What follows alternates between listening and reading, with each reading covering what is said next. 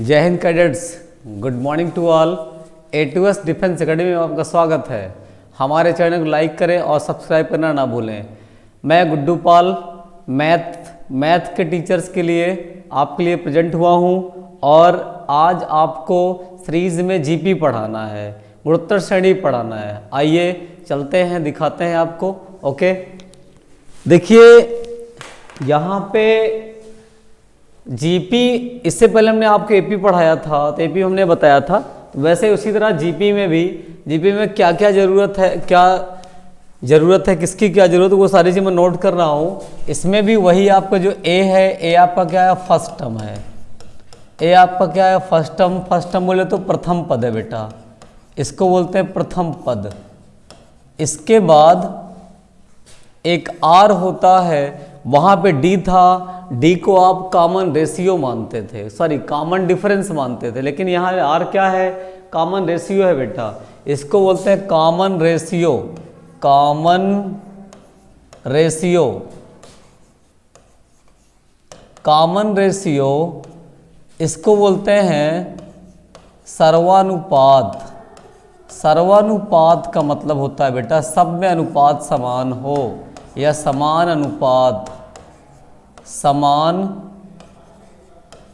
अनुपात। इसका मतलब ये है, देखो सर्वानुपात समानुपात, इसका मतलब ये सब में अनुपात समान हो। इसका मतलब ये भी होता है सब में अनुपात क्या हो, समान हो। सब में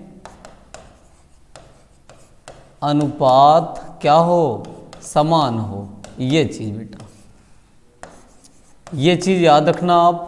आर का मतलब होता है सब में अनुपात क्या हो, समान हो, तो ये सर्वानुपात होता है आपका, इसको याद रखना बेटा आप। देखो अब इसके बाद आप यहाँ पे जो an या tn होता है, उसी तरह ये भी आपका nth टर्म है बेटा। क्या है, nth टर्म है।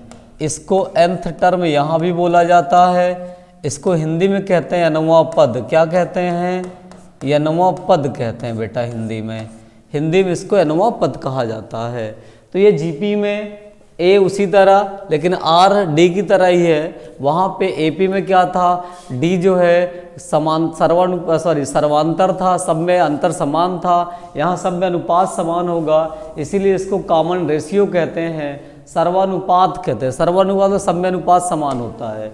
देखिए इसके बाद आगे बताता हूँ, मैं आपको आगे ले चलता हूँ, दिखाता हूँ आगे क्या है। आगे ये है बेटा, देखो इसमें एक आपका टीएन तो हो गया, जो आपका एसएन है ये सम के लिए यूज होता है। सम तो समझ रहे हो ना आप लोग, योगफल के लिए यूज होता है बेटा। देखो अब ये कैसे बनते हैं, और इसमें जो जी होता है, जी को हम लोग गुणोत्तर माध्य कहते हैं, ज्योमेट्रिकल मीन कहते हैं बेटा। जी को जो है जियोमेट्रिकल मीन कहते हैं।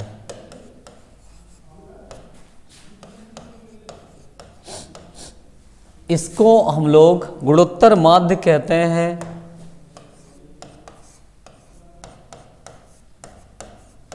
गुणोत्तर माध्य कहते हैं बेटा ये। तो इतनी चीज़ आप याद रखना।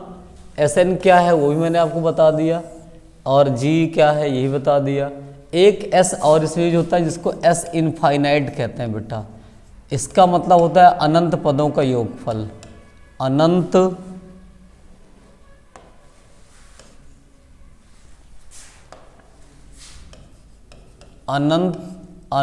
पदों का योग।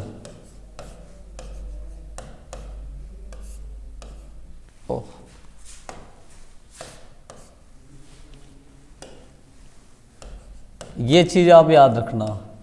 ये भी एक योगफल होता है, अनंत पदों का योगफल होता है इसमें जीपी में, तो इसको भी याद रखना। देखो अब इसके टर्म्स बनाते हैं और दिखाते हैं आपको कैसे बनते हैं टर्म्स। देखो टर्म्स कैसे बनता है बेटा, सबसे पहले ए होता है, ए के बाद ए आर होता है, फिर ए आर स्क्वायर होता है, एंड सो ऑन, आगे भी ऐसे बढ़ा रहता है। तो बेटा देखो ये आपका फर्स्ट टर्म है। मेरा मतलब ये है, ये जो है आपका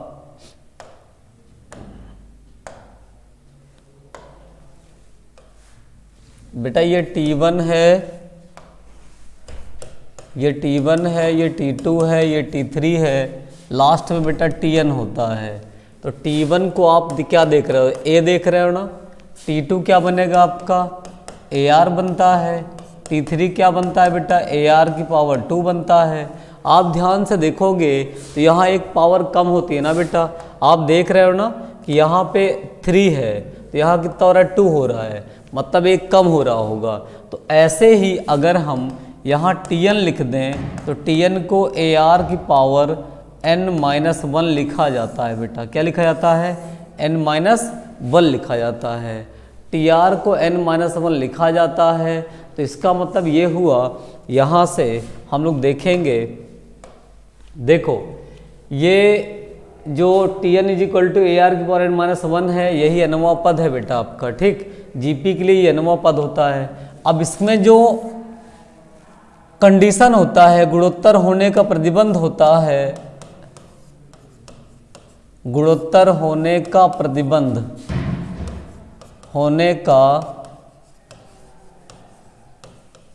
प्रतिबंध वो होता है बेटा T2/T1 इजिक्वल टू T3/T2, ये बनता है बेटा।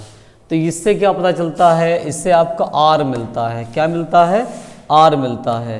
तो अगर आप, ये भी GP के लिए कंडीशन है बेटा, या कभी ABC अगर कह रहा है कि GP में है तो आप इसके लिए इसका स्क्वायर करोगे, B² इजिक्वल टू AC कर दोगे, मतलब ये भी एक कंडीशन है AP के लिए। तब आप देखोगे AP के लिए, सॉरी GP में एक कंडीशन ये हो गया, दूसरा कंडीशन ये भी बेटा याद रखोगे। जैसे एग्जांपल देता हूँ मैं आप GP के लिए, ऐसे मान लो इसी फार्मूले के लिए अगर हम यहाँ लिख देते हैं, यहाँ एग्जांपल देता हूँ, यहाँ लिखा है बेटा 1 और यहाँ पे आपका लिखा है 2, फिर यहाँ लिखा है 4।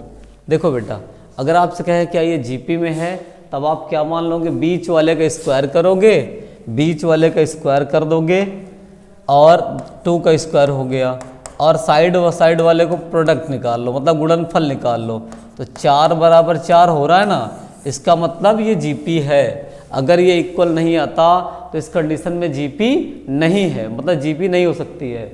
देखो अब आगे आपको योगफल के बारे में बताते हैं बेटा।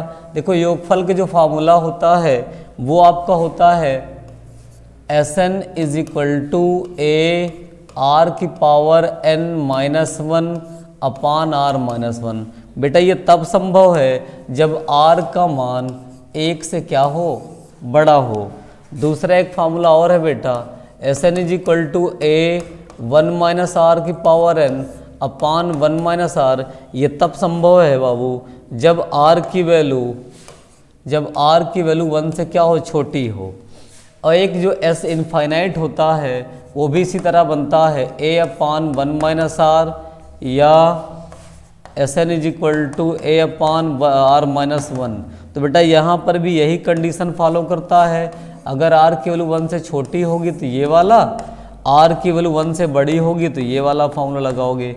मतलब ये तो n पदों का योगफल है और ये अनंत पदों का योगफल है। तो इसको आप क्या करना, एक बार देख लेना, फिर आगे चलते हैं। देखिए तो GP में एक तो ये हो गया, फिर आपको GP में बताता हूँ इसमें जो आपके मीन बनते हैं वो कैसे बनते हैं बेटा, वो भी मैं आपको बताता हूँ। देखो GP में जैसे मान लो बेटा यहाँ पे आपके पास एक नंबर A है और ये G है, ये आपका B है। तो बेटा यहाँ पे ये T1 है, ये T2 है, ये T3 है। तो GP की जो कंडीशन होती है T2/T1 is equal to T3/T2, ये बनता है। तो यहाँ रखो बेटा G/A is equal to B/G। अब मल्टीप्लाई कर दो बेटा, G² इज इक्वल टू क्या बनेगा, AB बन जाएगा। मतलब स्क्वायर हटाएंगे तो G is equal to √AB बन जाएगा। ये आपका क्या है, ज्योमेट्रिकल मीन है बेटा, इसको याद रखना, ठीक है। चलिए ये चीज़ अगर आप देखोगे तो ये आपको समझ में आएगा कि GP के क्या फार्मूले हैं, किनकी क्या ज़रूरत है, कहाँ से आता है, तो ये आप सीख पाओगे। इसमें कोई दिक्कत नहीं है, आपको समझ में भी आएगा। देखिए इसके बाद अब आपको कुछ एग्जाम्पल्स देते हैं, कुछ ज़रूरी क्वेश्चंस भी बताना शुरू करते हैं GP में। देखो जीपी में जो इसका जो जीपी के ट्रिक हैं वो भी मैं आपको बताता जाऊंगा कहाँ ज़रूरत पड़ रही है। देखो बेटा, जीपी में कभी कभी क्वेश्चन ये होता है, दिया होता है बेटा, यहाँ पे एग्जाम्पल के तौर पर दे रहे हैं 1 3 3 का स्क्वायर एंड सो ऑन, यहाँ लिखा है 20th टर्म, इतना लिखा है बेटा। देखो जब पावर बन जाए, एपी और जीपी में डिफरेंस क्या है, जीपी में पावर बनती है और एपी में पावर नहीं बनती है, लेकिन पावर उसी नंबर में बने जो पार्टिकुलर कोई एक ही नंबर हो, 2 है तो 2 है, 3 है तो 3 ही रहे, ऐसा ना हो कि अलग अलग नंबर बन जाए। जैसे यहाँ पे देखो 3 3 3 3 की पावर बनती जा रही है, 20 टर्म तक ले जाना है आपको, ये 20 टर्म है बेटा, पावर किसी की नहीं बनेगी। देखो अब यहाँ पे आप देखोगे ये ए की वैल्यू तो आपका 1 है और जो आर की वैल्यू है बेटा, अगर इसे इसमें डिवाइड करते हैं तो क्या मिलेगा, 3 तो मिलेगा। अब आप लिखोगे Tn is equal to A R की पावर n-1, तो यहाँ पे देखोगे ए की वैल्यू 1 हो गई, आर की वैल्यू 3 है, n की वैल्यू आप रखोगे 20-1, क्यों ये n दिया है यहाँ पे। तो बेटा देखो अब यहाँ पे 3 इंटू कितना आएगा, 19 आएगा, आप यहीं पे छोड़ दोगे, जब छोड़ दोगे तो यहीं से आपका काम हो जाएगा। तो इस टाइप क्वेश्चन बेटा कभी आए तो आप आसानी से कर सकते हो, कोई दिक्कत नहीं है। या कभी कभी ऐसे भी क्वेश्चन आ जाता है, देखो एग्जाम्पल ही अभी बता रहा हूँ, जैसे मान लो ये 2 है, ये 4 है, ये 8 है एंड सो ऑन, इसमें कहता है इसका nवां पद क्या होगा, nth टर्म क्या होगा। तब आप इस कंडीशन के लिए पहले देखोगे किसी न किसी पर्टिकुलर नंबर में पावर बन रही है। जैसे देखो ये 2 की पावर 1 है, ये 2 की पावर क्या है बेटा, 2 है, ये 2 की पावर 3 है।